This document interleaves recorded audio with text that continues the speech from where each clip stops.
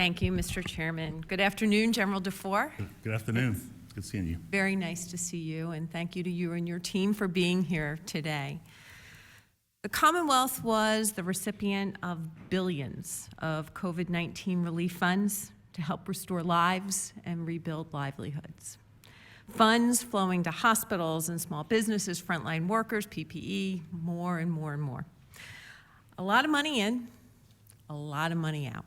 And to be clear, this is not my money, this is not your money, and sure, this is federal money sent to states that then sent it to entities both public and private. But the hardworking people that I represent, they don't care about federal versus state versus local taxes.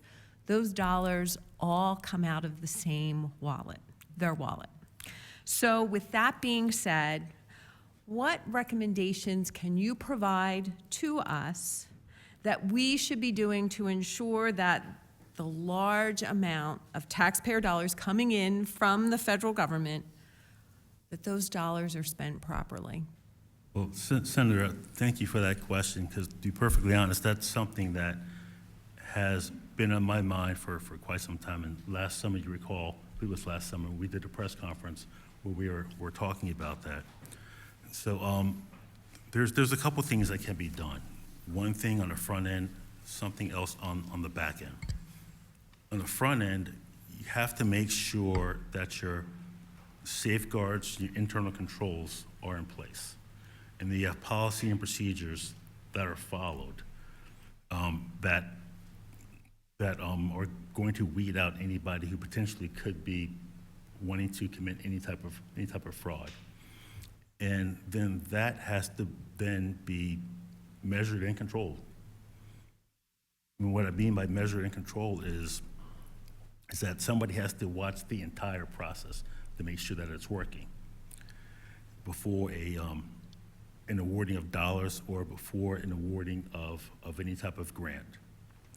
So, because what that's going to do on the front end, if all that does happen, that's going to leave an audit trail. So on the back end, someone can come in and audit that to assure that those safeguards, internal controls, policy and procedures that are supposed to be monitored and controlled are in fact working. So I would start by having the proper safeguards in place. Now, one of the things that throughout my career that I've tried to do, the federal government has, it's the United States Government Accounting Office has something that they call Green Book standards. And what those Green Book standards are, it's all about internal controls, all about developing internal controls. And it's something that they recommend that state and local governments do. So if you take something like that and put that up front and have as your guide for internal controls, that's going to take care of the first part. Then you audit that on the back end.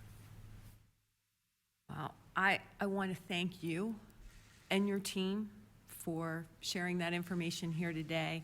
I think for me, it reaffirms why I, along with my Democratic counterpart on the Senate Communications and Technology Committee, Senator John Kane, supported language in Act 96 of 2021 that created the Pennsylvania Broadband Development Authority. And I'm grateful that you will have full oversight to audit the work of the authority to make sure that this money is spent prudently and with, of course, great respect to the taxpayers who pay our bills, because the last thing that we want is funding aimed at a problem, closing the digital divide, and after all that money is spent, find out that the problem is not resolved. So I appreciate very much you bringing your skills to that process. And we've talked a lot about the sky falling. My fear is if we don't do this right, the refrain that we will be saying is that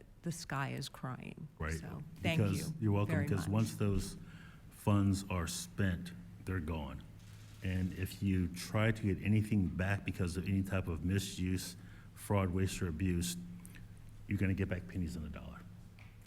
That's not acceptable. No, it's not. Thank you Thank very you. much, General. Thank you, Mr. Chairman.